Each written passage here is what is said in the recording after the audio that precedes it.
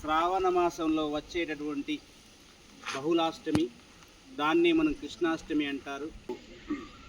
తోటి ఉపాధ్యాయులందరూ, సభావేదిక మీద ఉపాధ్యాయులందరికీ కూడా కృష్ణాష్టమి శుభాకాంక్షలు.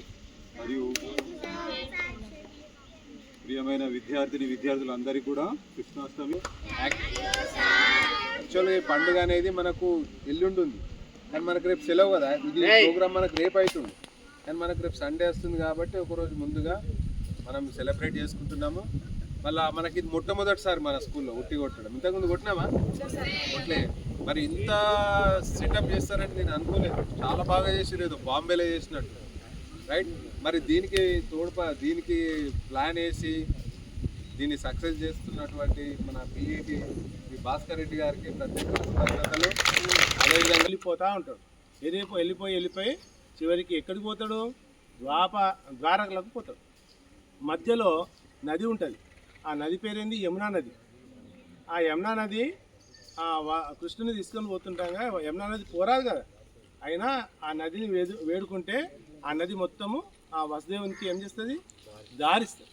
దారిచ్చి చివరిగా లాస్ట్కి ఎక్కడికి పోతాడు? ద్వారకలకు పోతాడు. ద్వారకు పోయిన తర్వాత అక్కడ ఒక దగ్గర వదిలిపెడతాం. ఆమెను ఎవరు? యశోద. ఆ యశోద దగ్గర వదిలిపెడితే ఆ యశోద దగ్గర ఇంకొకటి ఏముందంటే, కృష్ణునికి జగద్గురు అని పేరుంది. ప్రపంచంలో ఎవ్వరికి కూడా ఇంతవరకు జగద్గురు అని పిలవలేదు. కేవలం ఒక కృష్ణునికి మాత్రమే కృష్ణమందే జగద్గురు అని మనకు మహాభారతంలో కనిపిస్తుంది. ఉపాధ్యాయులు గోపాల్ సార్ గారికి, మిగతా ఉపాధ్యాయ బృందానికి మరియు విద్యార్థులకు అందరికి కూడా శ్రీకృష్ణ జన్మాష్టమి శుభాకాంక్షలు అడ్వాన్స్గా.